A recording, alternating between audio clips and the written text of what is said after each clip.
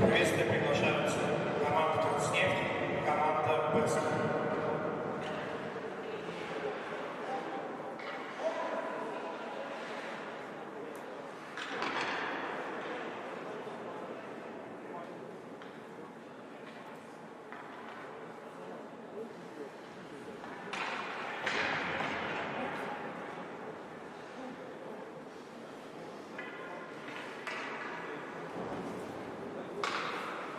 Звучат государственный гимн Российской Федерации и гимн Республики Башкортостан.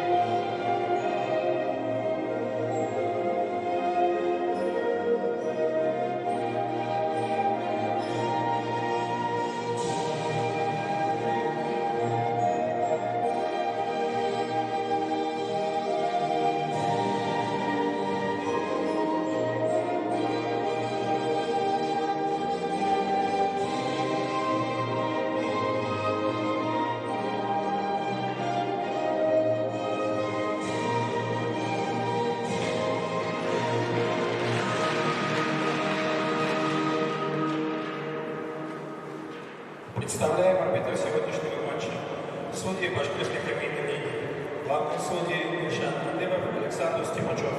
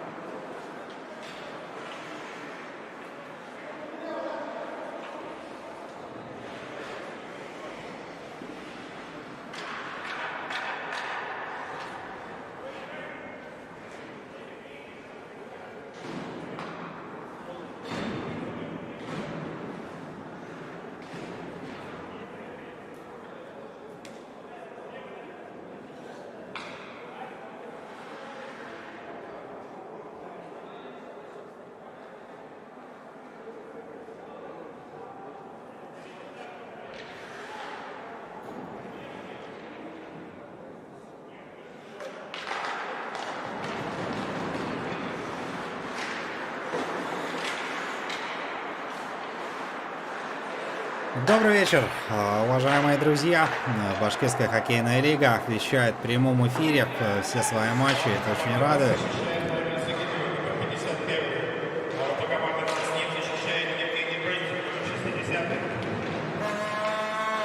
Третья игра сегодняшнего игрового дня стартует, и на льду встречаются команды «Транснефть Урал» и акционерное общество «БЭСК». Возможно, для тех, кто не знает, у нас БЭСК в голубых цветах играет А вот что касается их соперников, Транснефть по левую руку от нас в форме зеленый. Давайте обо всем по порядку. Чатик нашей трансляции активен. Я вижу, уже поступают туда сообщения. Очень приятно это наблюдать. Пишет Олеся Загидулина. Беск вперед. Также Олег Сидоров считает, что Беск чемпион. А вот Родион Сайранов думает немного иначе и пишет нам в чат: Транснефть вперед. Поддерживает он свой клуб и любимую команду. Матч начался очень активно. Ранее предшествовало этой встрече также две игры, да, в которые встречались у нас в разное время. Первыми открыли сегодняшний игровой день.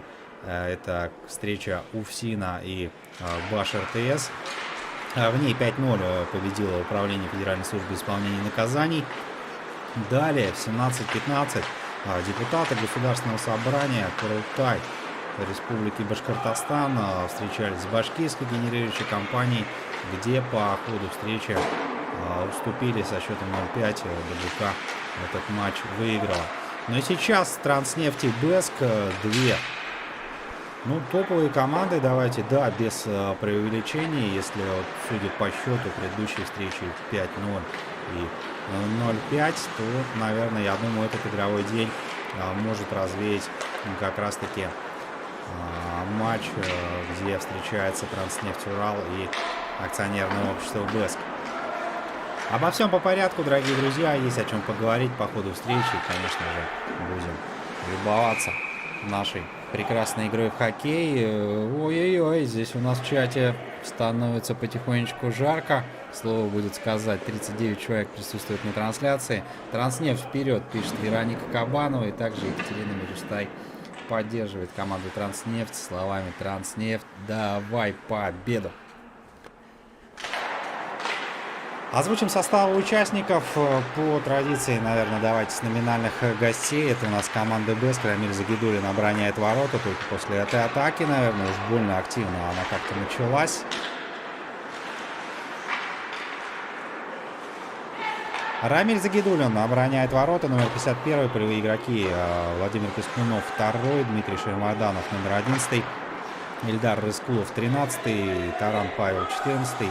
Евгений Еловенко играет под номером 15, Алексей Рождественский 18, Вадим Петров 19, Салихов Искандер номер 21, Юрий Богданов 29, Алексей Петров 32, Павел Гайлун номер 37, Юрий Филиппов играет под номером 39, Салават Хайрулин 73, Сидоров Даниил 82, Гарипов Дамир 88, 90, Денисов Сергей, Ильяс Агеев играет под номером 93 и Алексей Файружин замыкает состав команды Беска под номером 97.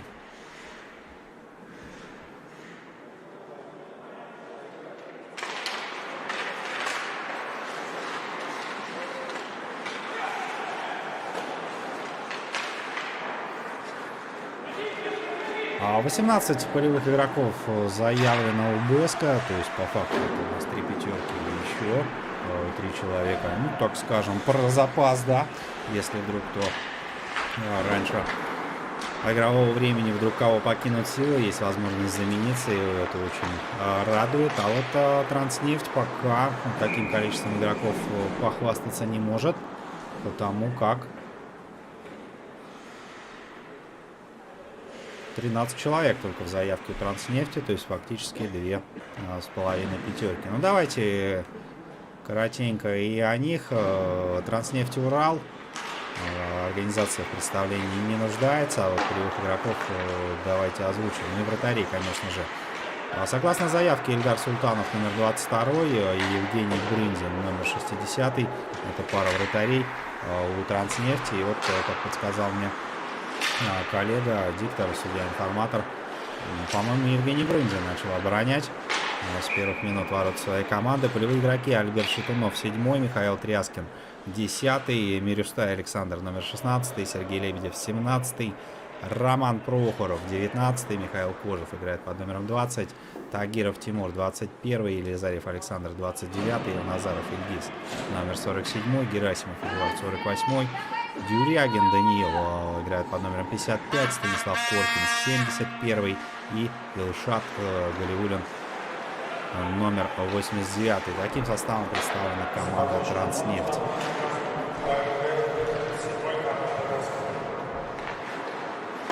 У нас первое удаление в этом матче, и фактически остается вчетвером представители БЭСКа против мастеровитой пятерки нефтяников. Давайте посмотрим вместе с вами, дорогие друзья, как же будут развиваться события здесь. Пока закрепиться в зоне своего соперника у Транснефти вот так вот сходу не получается, но возможно что-то предложат они нам здесь. Роман Прохоров владеет игровым снарядом, практически всю оборону прошел у БЭСКа, и бросок был прекрасный. Тут второй темп атаки, снова дальний бросок, ворота Рамиля Загидуллина, но говорим мы браво, потому как на страже ворот он на данный момент действует отлично.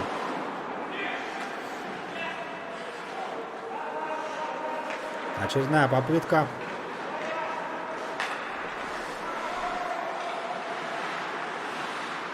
Транснефть закрепится в зоне. Ну, на этот раз как-то поактивнее, да, Тагиров. Нет, поактивнее было в прошлый раз, а здесь как раз-таки не торопясь.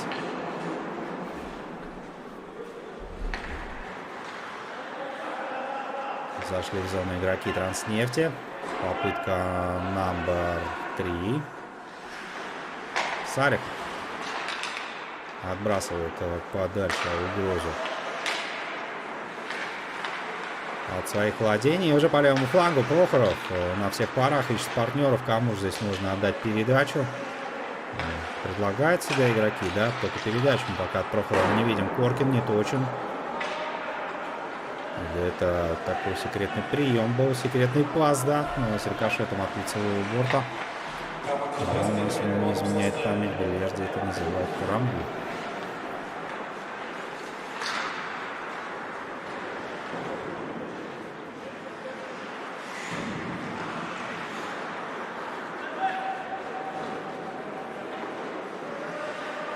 Часики по-прежнему жарко. Транснефть вперед. И как-то, знаете, за Транснефть в основном. А нет, Ренат Валидов. БЭСК только БЭСК. Также БЭСК чемпион, считает пользователь ВСС. Родион Сайранов топит за Транснефть. И говорит, что вот Транснефть непобедим. Транснефть Урал непобедим. Интересно, да, пишет Родион, как здесь понимать, запятая стоит посередине, Транснефть Урал непобедим. Как там, казнить нельзя, помиловать, да, запятой. На Руси у нас были интересные факты. И здесь также, может быть, от БЭСКа пишут, что Транснефть Урал непобедим. Или наоборот. Говорит, что Транснефть непобедима, да, наверное. Но, впрочем, все это такие игра слов, как говорится. Давайте все внимание к матчу. 7 минут до окончания первого периода. Счет встречи у нас пока не открыт еще, дорогие друзья. Александр Мирюстай, тещи и Самира просят гол. Вот так вот, Александр. Но я, к сожалению, Александру прям в данный момент не могу сказать о том, что теща и Самира просят от него гол. Но я думаю, как-то последствия здесь у нас Транснефть выходит в атаку 1 на 1. Михаил Кожев, классный момент был, но реализовать пока не удается. Кожев вторым темпом что-то предпринимает, какие-то попытки. Здесь уже Эрназаров у нас точен, но браво Загидуллину пока не преклонен. Он, возможно, в этот раз как-то из-за ворот что-то попытается предпринять игрок Транснефти. Это у нас 41 номер.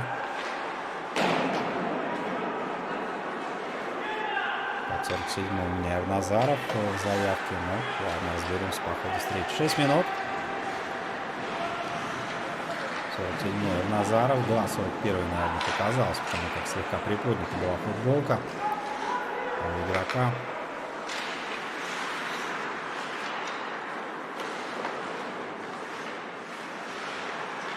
Мирюстай за воротами.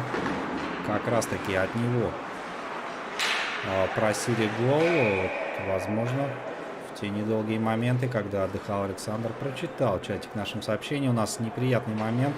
В горизонтальном положении хоккеист находится на льду.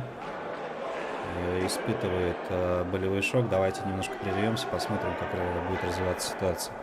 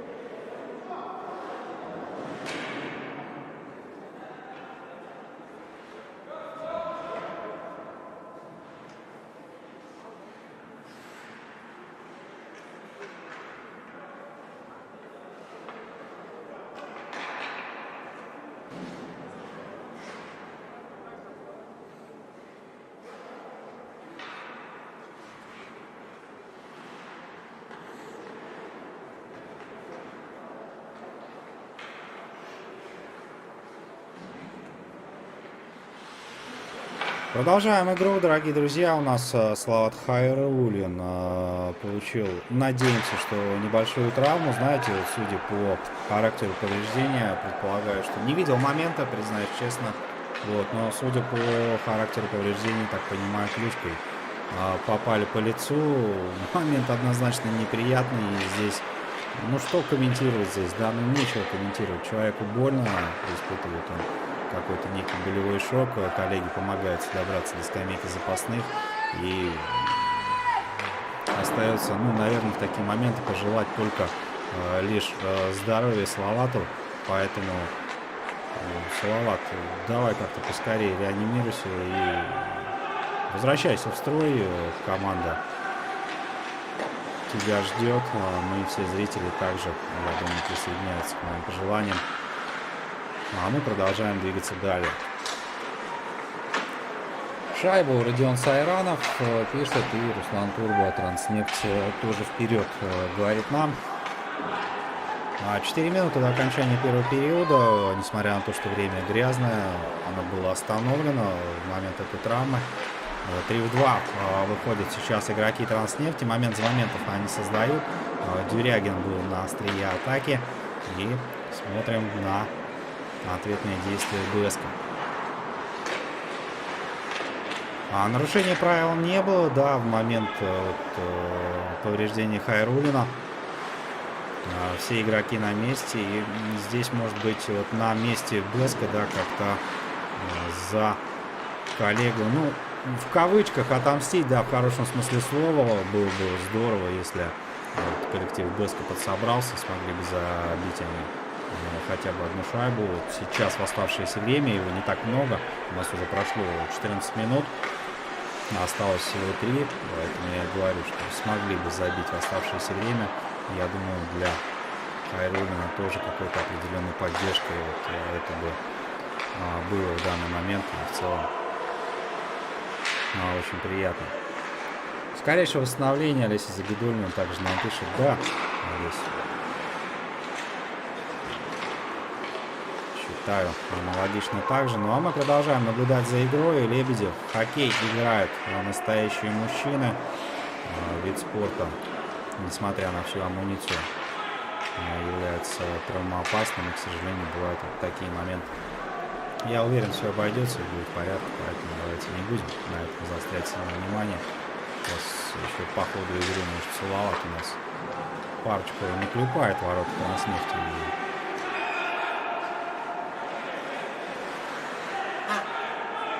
Мирстай разыгрывает с Арназаровым. Более, ну смотрите, в какой форме, да, Рамиль Загидуллин просто на нет сводит пока все атаки Транснефти. И вот, несмотря на все попытки, которые предпринимают нефтяники, постучал 3 раза об стол. Загидуллин, мое почтение, обороняет раму ворот БСК так, как будто бы в хорошем смысле в последний раз.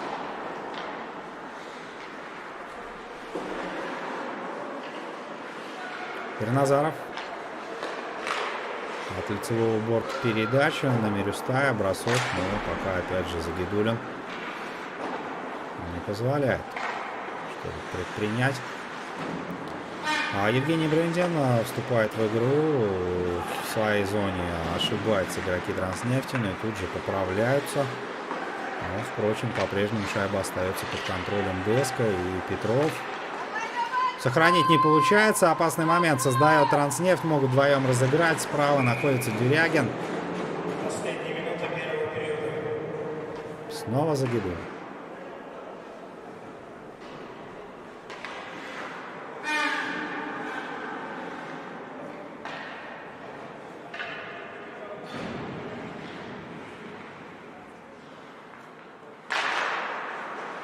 Шайба на точке вбрасывания. Под контролем уже находится Дамира Гарипова.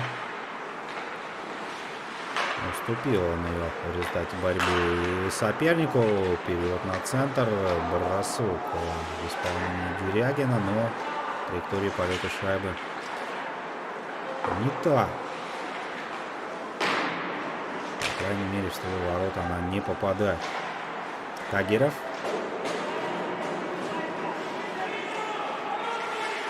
А вот здесь опасный момент нарисовывается. Сидоров вступил в борьбу, поднята рука арбитра и будет у нас удаление. Также параллельно с нами раздается сирена. Мы отправляемся на первый перерыв.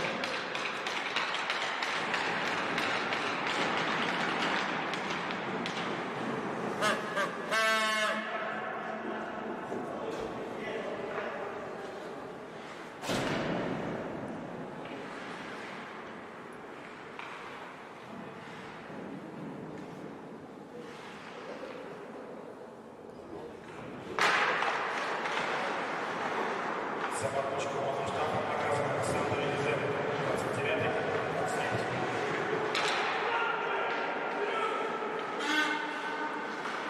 Начинаем мы второй период с меньшинства. Команда Транснефть уже буквально под занавес. Да, первого игрового отрезка.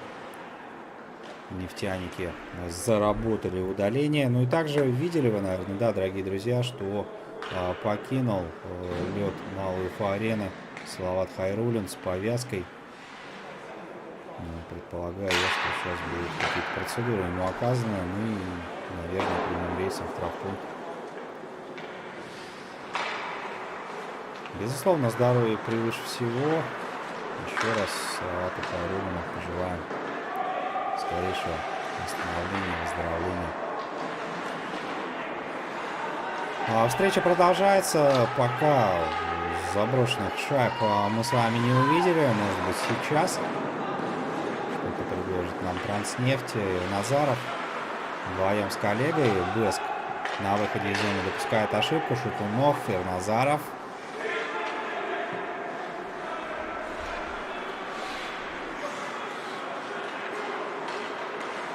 По-прежнему контролирует Ильгиз шайбу. Добивание в исполнении Шатунова, но шайба проходит за ворота. Накатывается Никита Кожев.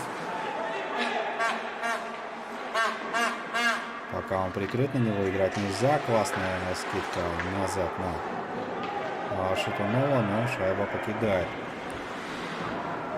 владение команды Беск. Дорогие друзья, в турнирной таблице нарисовывается интересная ситуация. У нас на данный момент команда УФСИН возглавляет ее, а вот что касается Транснефти,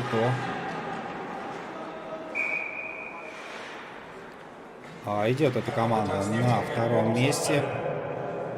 Сыграно 9 игр, из которых в 8 они одержали победу.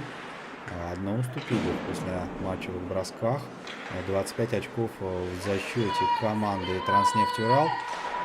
Разница забитых и пропущенных 72 против 11.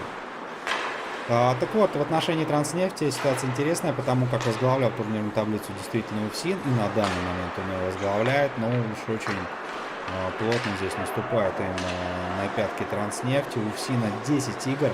На одну игру сыграно больше, без учета сегодняшних проведенной встречи. 26 очков, то есть фактически разница с Транснефтью одно очко. Вот разница забитых и пропущенных 53 против 16. То есть Транснефть забивает больше, пропускает меньше. А следующий располагается там, следующая команда на третьем месте — это БЭСК. И вот, по сути, это ближайший преследователь Транснефти и УФСИНа, но у БЭСКа всего лишь 14 очков в зачете. Поэтому, повторюсь еще раз, топовые команды с верхушки турнирной таблицы у нас сейчас встречаются между собой. Ну, по матчу в целом видно, да, и по счету пока он не открыт, ни одна из команд просто так упускать этот матч не готова.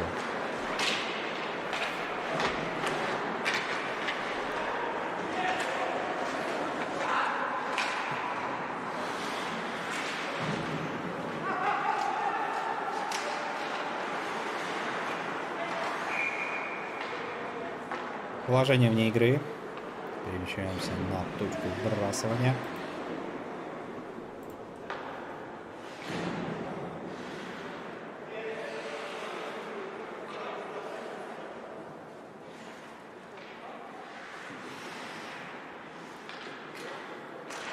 Ранее команда БЭСК в рамках 10-го тура БХЛ, который состоялся на прошлой неделе, чуть позже об этом, пока все внимание на атаку Транснефти. Здорово сейчас Лебедев проводил свой бросок.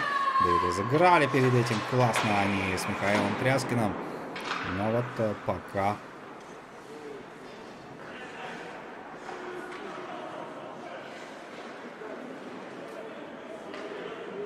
Так, шайба попала в амуницию Рамиля Загидулина, и попросил он у рефери остановить игру для того, чтобы была возможность поправиться и перевести дух в целом.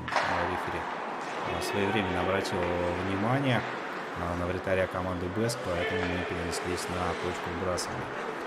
Ранее в рамках 10-го тура Башкирской хоккейной лиги, простыми словами, на прошлой неделе команда БЭСК встречалась с командой БашРТС, это распределительные тепловые сети, и вот обыграл там БЭСК со счетом 4-2 своего соперника. Заброшенными шайбами отличались Дамир Миникаев, Алексей Рождественский, Юрий Богданов и Вадим Петров.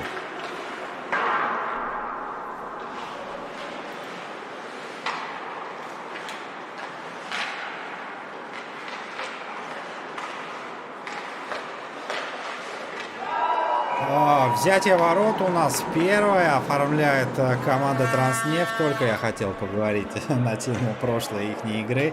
Да и, собственно, вспомнил, что игра по факту была перенесена. Давайте посмотрим на повторе.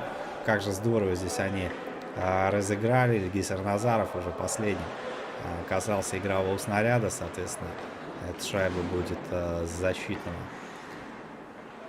в его личный зачет. Ну а в зачет команды Транснефть мы увидим на табло результат их деятельности как 1-0.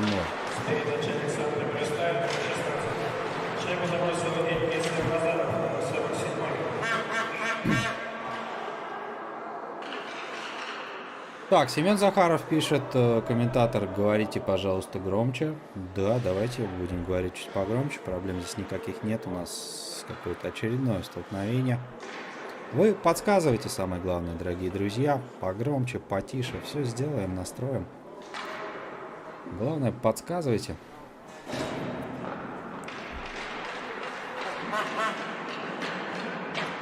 И здесь бывает всегда двояко, знаете, кому-то вот погромче, кому-то потише. Поэтому тоже на любителя, на вкус и цвет. Фломастеры разные. Так, небольшое столкновение у нас было. Вроде как разобрались. Отправился на скамейку игрок Транснефти. БЭСК преимущественно на одного игрока в ближайшее время будет проводить время, но вот как-то все равно, да, мы видим, что арбитр какие-то устные моменты замечания довел там до игроков. Очередное нарушение. Теперь уже в составе БСК. Даниил Сидоров в ближайшее время проведет на скамейке штрафников.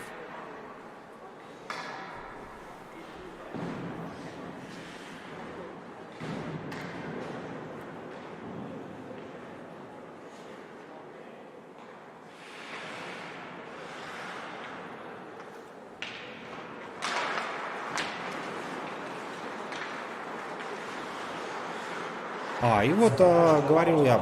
Так, сейчас послушаем информаторов.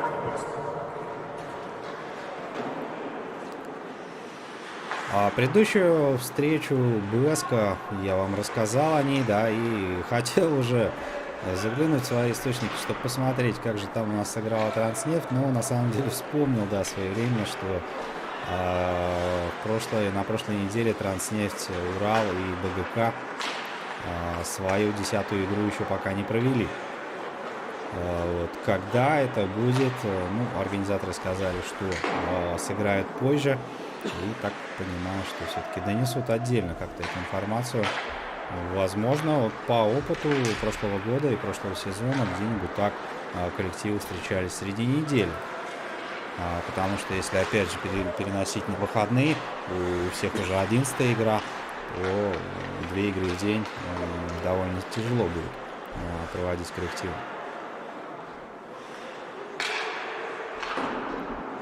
Так, Эльдар Султанов пишет нам, добавь громкости Семена Захарова. Да нет, на самом деле, друзья, возможности технические позволяют здесь просто очень... давайте будем откровенны, да, на больших мероприятиях комментаторы находятся в отдельно изолированном помещении, где все прекрасно для них настроено, поработал звукооператор, работу звукооператора принял звукорежиссер, вот, а мы же немножко в иных условиях, поэтому если, так скажем, синхронно будем друг другу подсказывать, где-то что-то помогать, да, то добьемся совместными усилиями классного результата.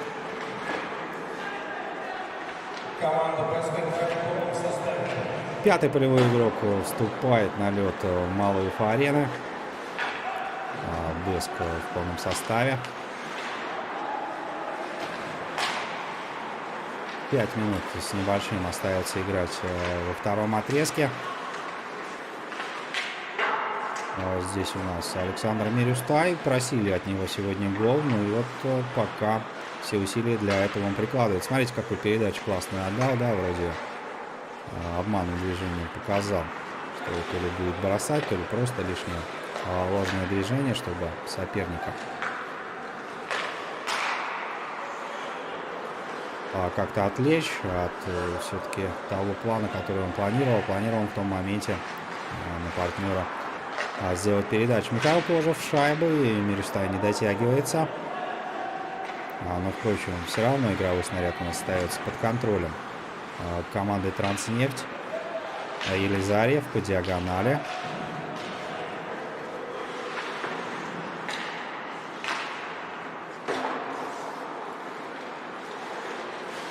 Прохоров.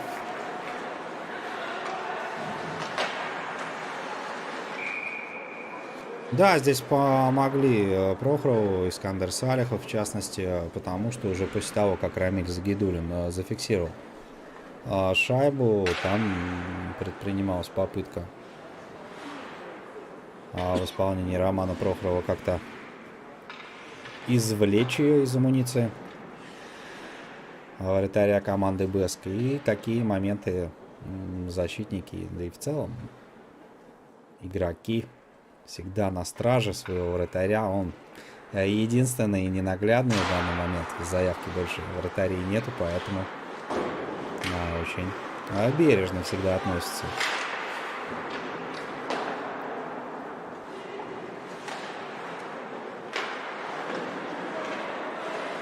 Шум с арены иногда мешает, когда шайба в борт попадает, пишет нам Семен. В принципе, можем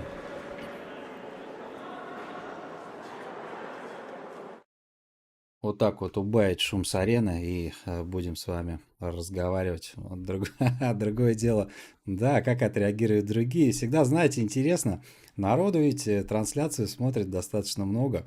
И получается так, что в своем репортаже не всем всегда получается угодить.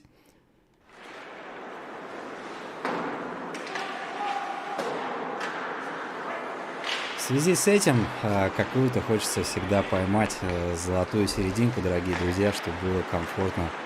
А если не всем, то желательно многим. Транснефть! Вторая шайба по воротах Рамиля Загидуллина. И это уже заявка, да, определенная. В первом периоде взятия ворот мы с вами не увидели, дорогие друзья. И вот пока на данный момент... Откровенно заявляю, второй-то отрезок игровой у нас все-таки проходит под эгидой команды Транснефть Урал. Сократилось количество атак у БСК, и как-то с владением не все пока получается. Поэтому в перерыве будет о чем подумать, им поговорить со своим наставником и, возможно, сделать какие-то вот об этом выводы.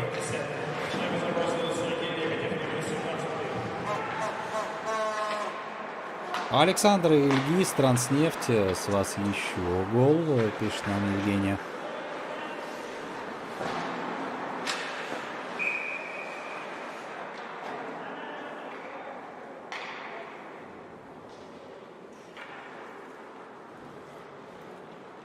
Полторы минутки остается, совсем немного до окончания второго периода, и пока мы с вами видим, ну, если не игру в одни ворота, да, то по счету здесь у нас ведет Транснефть. Напомню, предыдущие две игры тоже с крупным счетом закончились. Нету взятия ворот, показывает нам рефери, хотя казалось бы, что игрок Транснефти уже там на левый фланг чуть ли не праздновать, да, покатился Роман Прохоров. Возможно, в повторе нам покажут, интересный момент это был. Ну, либо после окончания матча в подборке хайлайтов мы вместе с вами все это дело поглядим воочию. Лариса, Транснефть, молодцы, болеем за вас.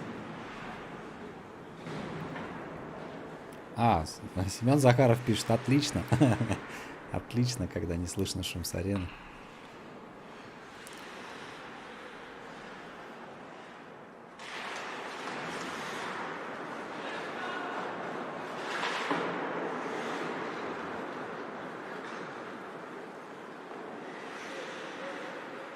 Ну, не торопятся, давайте будем честны, уже особо никуда не торопятся игроки Транснефти, понимают, что сейчас будет сирена.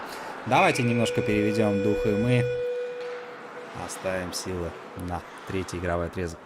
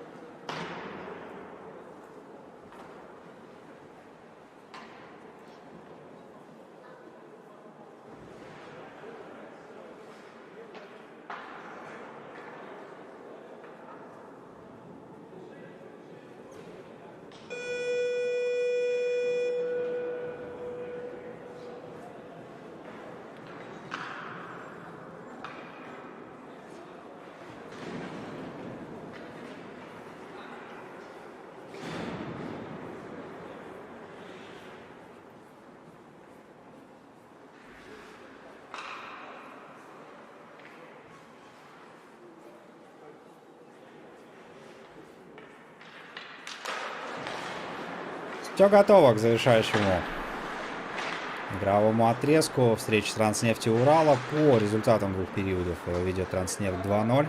Ну а мы продолжаем беседы о хоккее вместе с вами, дорогие друзья.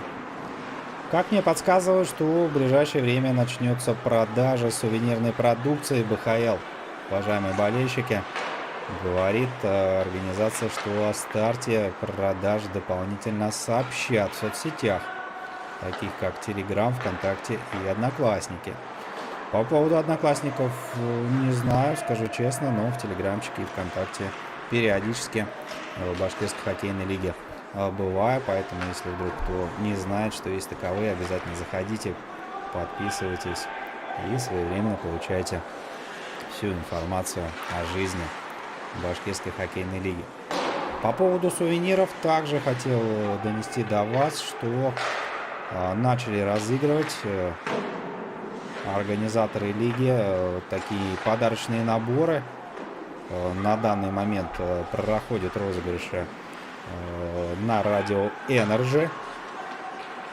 И также параллельно в тех же самых соцсетях, и я так понимаю, с целью привлечения аудитории, аналогично. Данные подарки разыгрываются. Кого пугает слово радио, то можно слушать в онлайне эфир радио Energy. Не обязательно для этого иметь радиоприемник.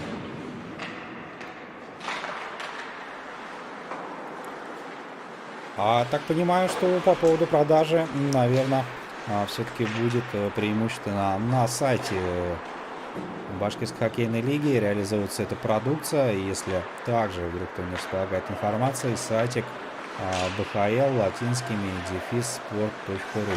Там есть раздел «Магазин», вся продукция представлена. Можете зайти и посмотреть, дорогие друзья. Пока возможности приобрести нету, но вот совсем-совсем скоро, как нам говорят организаторы, этот процесс реализации уже начнется. Ну а пока можно что-то запланировать, да, приобретение, может быть, классную футболку, бейсболку или что-то подобное. Я уверен, что на каждого любителя найдется сувенирная продукция БХЛ.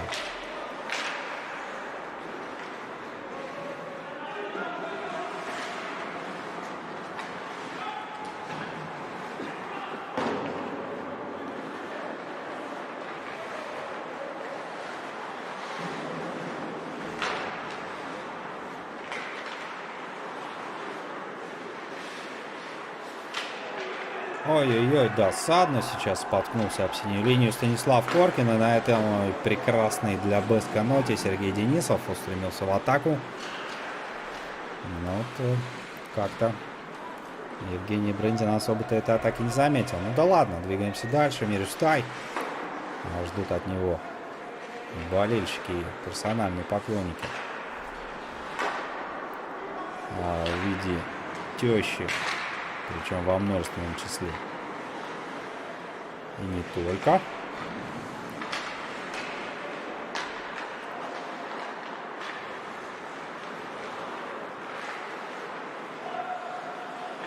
Тем временем шайба пока у нас Беск. Петров вдоль борта. Дальше на партнера. Но здесь шайбу перехватывают зеленые. Альберт Шатунов берет под личный контроль игровой снаряд. Ну вот неточная передача по диагонали на центре. Перехватывает Юрий Филиппов. Тут же подключаются партнеры в виде тезки Юрия Богданова.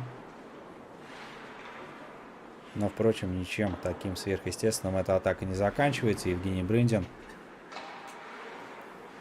фиксирует шайбу в своей ловушке.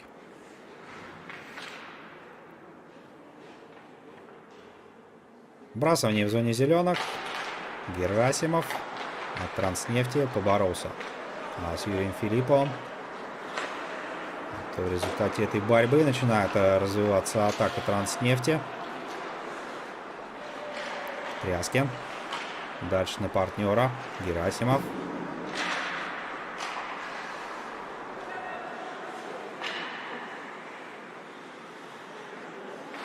Галиулин ищет кого-то.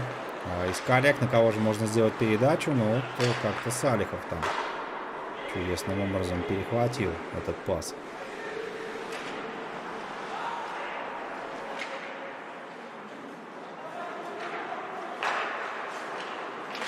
Да, ну, судя по активности хоккеистов, да, мы с вами видим, что как-то все-таки по законам физики-то покидают слегка силы игроков ближе уже к концовке. Это я рассуждаю, исходя из того, что подсбавился темп игры. Юрий Богданов. Позиция-то хорошая, но особо никого из партнеров нету, да, лишь только Даниила Сидорова. Он нашел там под острый угол, по диагонали отдал передачу, но снова Брындин хорош.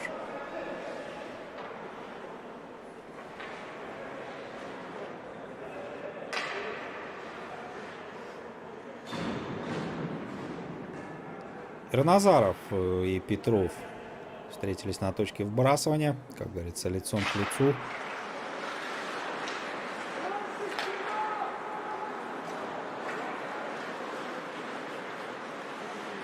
Мирустай.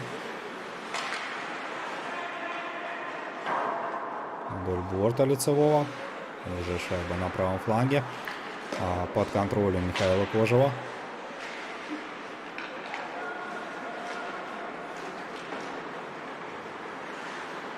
Ирназаров. Коркин. Досадно сейчас сорвалась шайба с крюка Станислава Коркина. Так, за подножку, да, или что у нас здесь было? В районе синей линии тогда прокатывались игроки. И с одной стороны казалось, что там положение вне игры, но вот потом такой жест судьи. Да, указываем, скорее всего, на линию. У нас положение вне игры. Разыгрываем на синей линии. Та, что поближе к Транснефти.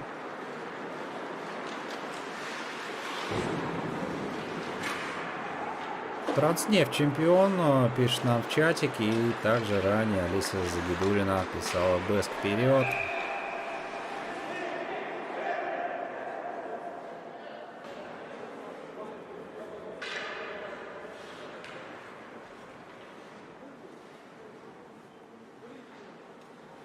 Открыт штрафной боксик, и гордым и уверенным шагом направляется туда игрок под номером 37, это Павел Гайлунь.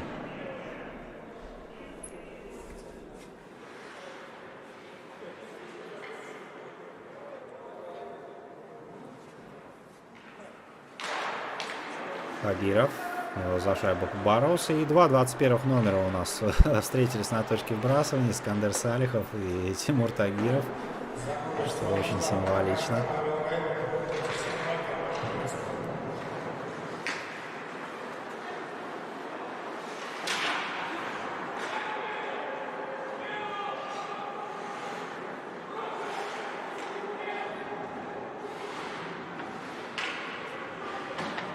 Так, ну, нам не показывают, но так понимаю, что смену звеньев проводили команды, поэтому небольшая пауза.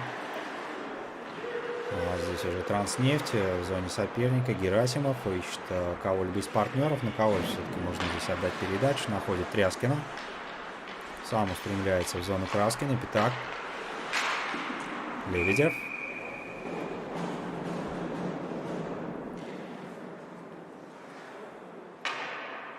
Бросал Лебедев точно. Эдуард Герасимов находился перед Рамилем Загидулиным.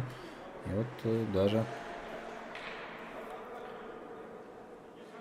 после остановки как-то так замер, да, на месте, но показывал сопернику и арбитру, что не предпринимает никаких действий в том плане, что зафиксировал шайбу Загидулин, собственно, на этом и игра остановилась.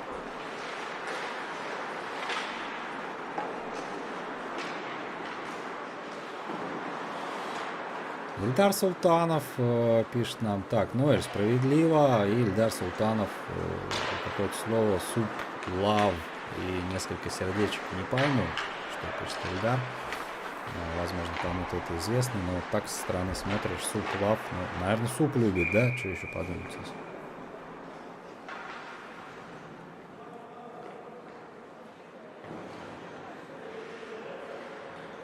Чуть меньше 7 минут остается до окончания третьего отрезка. Снова на точке выбрасывания Ирназаров и Юрий Богданов. Располагается лицом к лицу. Арбитр не торопится вводить шайбу в игру. Убедился он, что все-таки на своих позициях находятся все игроки. Ирназаров прокатывается за воротами. Рюстайн на хорошей позиции, кстати. Находится, и никто из защитников там его особо-то не прикрывает. Вот здесь может быть на добивание. Все-таки ждем мы, да, от Александра взятия ворот. Просили тещи. И не только.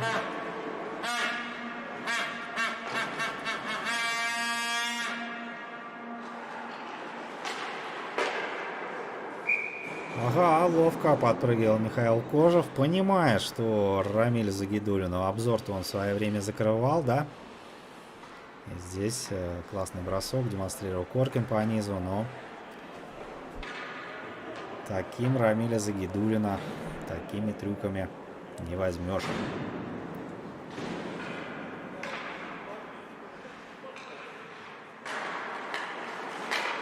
По-прежнему у нас счет 2-0. Бэск пока ничего не может противопоставить против своего соперника.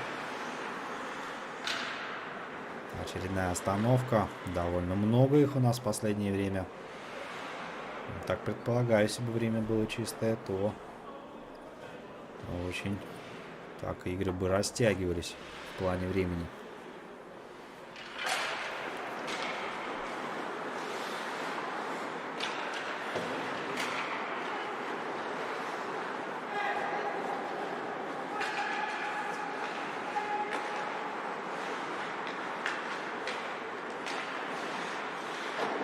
Тагиров с Дюрягином разыграли, и уже фактически вся пятерка находится в зоне блеска. Шатунов вступает в борьбу возле борта. Ой-ой-ой, на хорошей скорости Данил Сидоров выкатывается вдвоем. Будет выход 2 в 1, и Брындин. Вот это да, вот это момент, вот это сейф. И здесь все, начинается уже потасовка. Пошла вода горячая по хоккейным трубам, говорят ребята, но благо здравый смысл восторжествовал. Понимают хоккеисты, что ничем хорошим сейчас башкирская национальная борьба курыш не закончится ни для кого, поэтому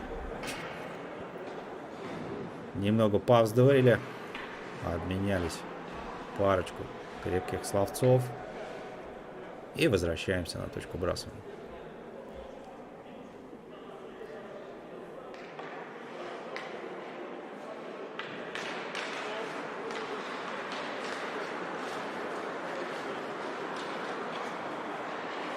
Тряскин.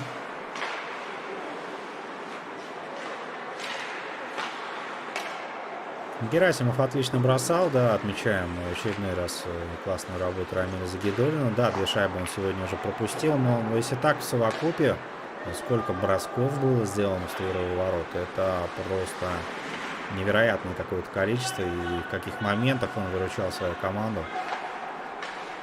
Не знаю, да, кто бы мог быть на его месте, другой голкипер, но тем не менее я уверен, что результат-то был бы другой. Только поговорили про Рамиля. Ну, с одной стороны, вроде перехвалили, да, с другой исход он на самом деле всем ясен и понятен, потому что при таком количестве бросков, еще раз повторюсь, ну, отражать их все просто невозможно физически. Сергей Лебедев, автор 3-й заброшенной шайбы. Мы отмечаем его у себя. Браво. Сергей, 3-0 за 2,5 минуты до окончания 3-го периода. Ну и как бы давайте будем честны, да, пока не понимая, за счет чего Бэск может вырвать эту победу из цепких лап соперника. Предполагаю, что, наверное, пока это невозможно.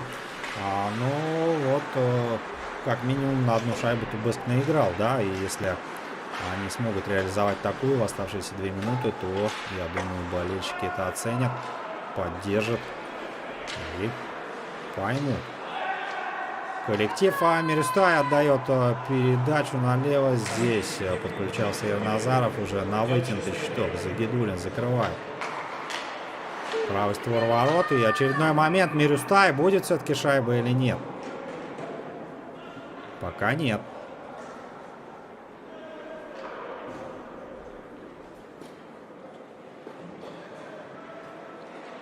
Евгения оценивает работу комментатора. Большое спасибо вам, Евгения. Очень, на самом деле, мне кажется, да и моим коллегам, я думаю, да, что вот поддержка, она всегда очень важна.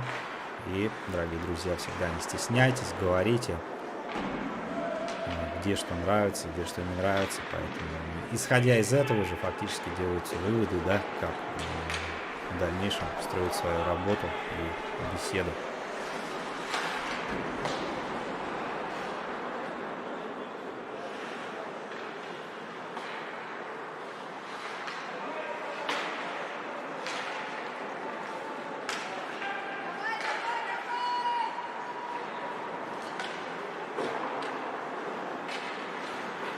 Коркин направо через Дерягина. Здесь уже Роман Прохоров.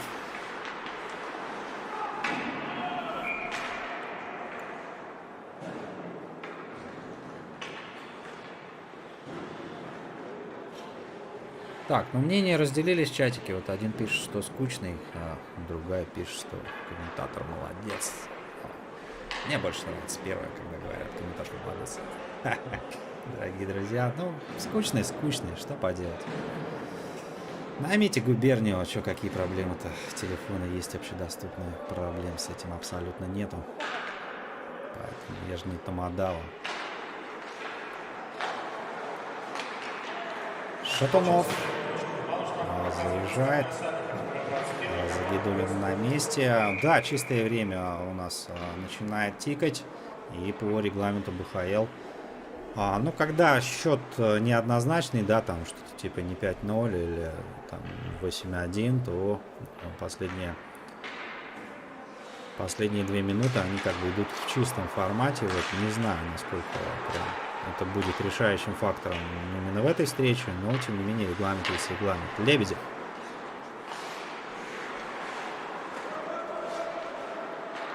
Приаскен.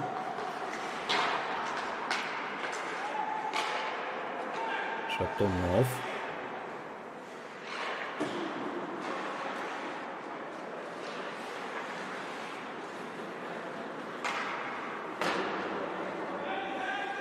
«15 секунд до окончания встречи. 3-0. Ну, дорогие друзья, давайте будем справедливы. Здесь победа однозначно за Транснефтью. Они как-то больше приложили силу и усилий, в отличие от их соперников. Не знаю, честно говоря, что не хватило БСку. Момент создавали. В первом периоде вообще игра оказалась равная. Но вот потом как-то пошло у них на убыль. Транснефть с победой. БСК ни в коем случае не расстраиваться. Салавату Хайруллину скорейшего выздоровления. С вашего позволения, дорогие друзья, разрешите откланяться. До новых встреч на хоккее. Всем пока.